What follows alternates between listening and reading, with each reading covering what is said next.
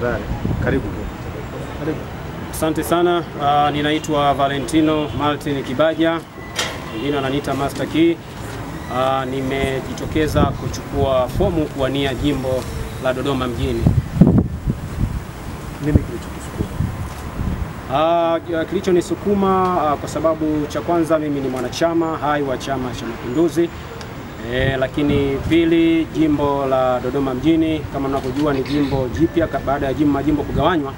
Kwa hivyo nikaona ni vyema, kwa sababu hakuna mgombea, basi nijitokeze nikiwa kama kijana, na kwa kuwa katiba ya chama chetu cha Mapinduzi inaruhusu na pia hata mwenyekiti amehimiza vijana kujitokeza kwa wingi. Kwa hivyo nikaona kama kijana niweze kujitokeza kwa ajili ya kuweza kuwania jimbo hili la Dodoma mjini. Na kazi yako kwa sasa? Mimi nimekuwa mwalimu kwa kipindi cha miaka zaidi ya 10.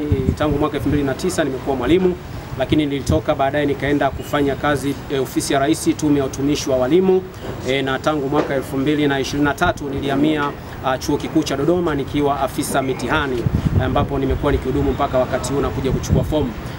Kwa hivyo kwa wasifu ni hivyo, na nimefanya kazi kwa Dodoma kwa muda mrefu. Nilichofanya kazi kwa Dodoma pia ni mkazi wa Dodoma nikiwa tangu mdogo. Kwa hivyo nimesukumwa kuweza kuja kuchukua fomu, na endapo basi Chama cha Mapinduzi kitaniteua kuwa mgombea kwa tiketi ya Chama cha Mapinduzi, basi nitakuwa tayari kuwatumikia wananchi wa jimbo la Dodoma mjini, lakini na chama changu cha Mapinduzi.